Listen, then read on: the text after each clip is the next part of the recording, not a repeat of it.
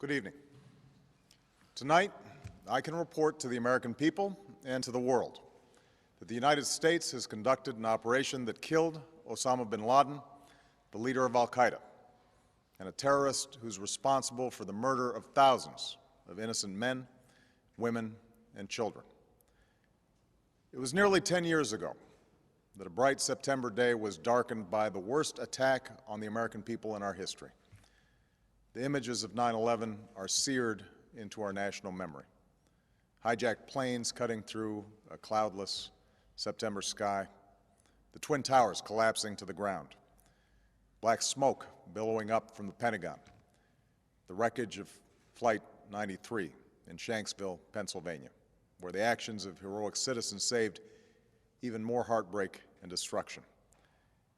And yet we know that the worst images are those that were unseen to the world.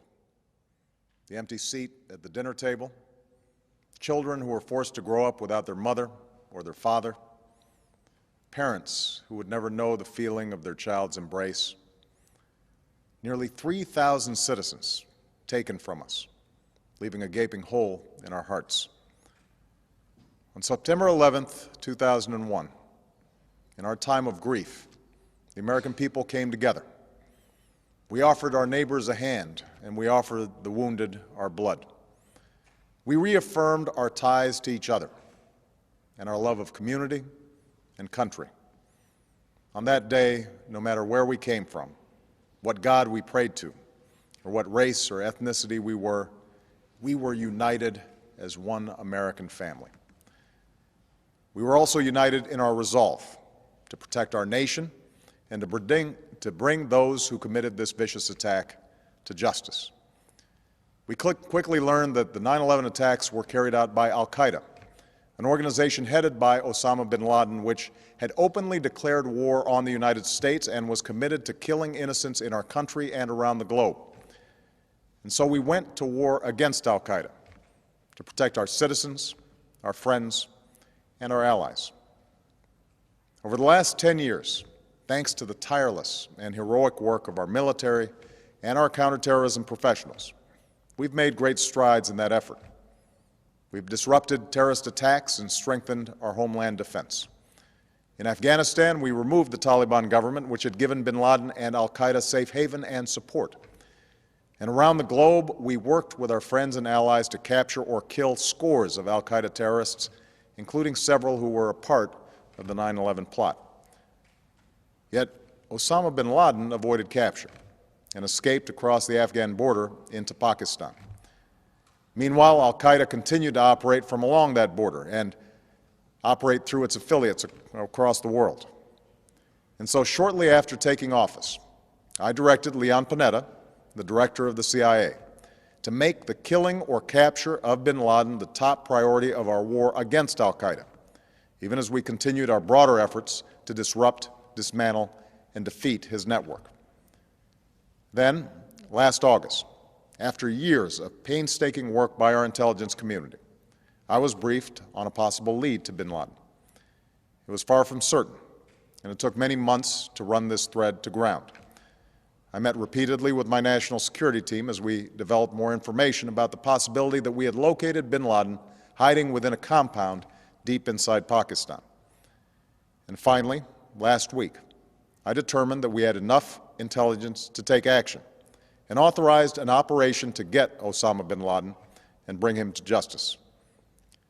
Today, at my direction, the United States launched a targeted operation against that compound in Abbottabad, Pakistan. A small team of Americans carried out the operation with extraordinary courage and capability. No Americans were harmed. They took care to avoid civilian casualties. After a firefight, they killed Osama bin Laden and took custody of his body. For over 2 decades, bin Laden has been al-Qaeda's leader and symbol, and has continued to plot attacks against our country and our friends and allies. The death of bin Laden marks the most significant achievement to date in our nation's effort to defeat al-Qaeda. Yet his death does not mark the end of our effort. There is no doubt that al-Qaeda will continue to pursue attacks against us. We must and we will remain vigilant at home and abroad.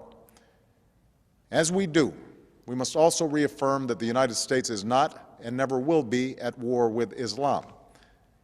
I've made clear, just as President Bush did shortly after 9/11, that our war is not against Islam. Bin Laden was not a Muslim leader. He was a mass murderer of Muslims. Indeed, al-Qaeda has slaughtered scores of Muslims in many countries, including our own. So his demise should be welcomed by all who believe in peace and human dignity. Over the years, I've repeatedly made clear that we would take action within Pakistan if we knew where bin Laden was. That is what we've done. But it's important to note that our counterterrorism cooperation with Pakistan helped lead us to bin Laden and the compound where he was hiding. Indeed, bin Laden had declared war against Pakistan as well and ordered attacks against the Pakistani people. Tonight, I called President Zardari, and my team has also spoken with their Pakistani counterparts. They agree that this is a good and historic day for both of our nations. And going forward, it is essential that Pakistan continue to join us in the fight against al-Qaeda and its affiliates. The American people did not choose this fight. It came to our shores and started with the senseless slaughter of our citizens.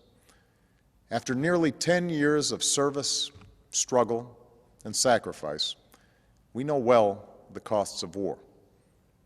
These efforts weigh on me every time I, as Commander-in-Chief, have to sign a letter to a family that has lost a loved one, or look into the eyes of a service member who's been gravely wounded. So Americans understand the costs of war. Yet, as a country, we will never tolerate our security being threatened, nor stand idly by when our people have been killed. We will be relentless in defense of our citizens and our friends and allies. We will be true to the values that make us who we are. And on nights like this one, we can say to those families who have lost loved ones to al-Qaeda's terror, justice has been done. Tonight, we give thanks to the countless intelligence and counterterrorism professionals who've worked tirelessly to achieve this outcome.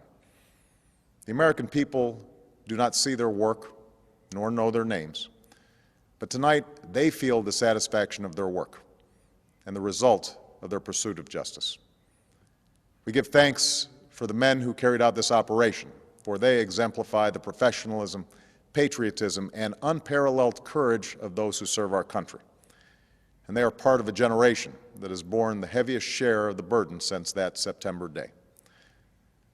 Finally, let me say to the families who lost loved ones on 9/11 that we have never forgotten your loss, nor wavered in our commitment to see that we do whatever it takes to prevent another attack on our shores. And tonight, let us think back to the sense of unity that prevailed on 9/11. I know that it has at times frayed, yet today's achievement is a testament to the greatness of our country and the determination of the American people. The cause of securing our country is not complete, but tonight we are once again reminded that America can do whatever we set our mind to. That is the story of our history. Whether it's the pursuit of prosperity for our people or the struggle for equality for all our citizens, our commitment to stand up for our values abroad, and our sacrifices to make the world a safer place. Let us remember that we can do these things not just because of wealth or power, but because of who we are. One nation, under God, indivisible, with liberty and justice for all. Thank you. May God bless you, and may God bless the United States of America.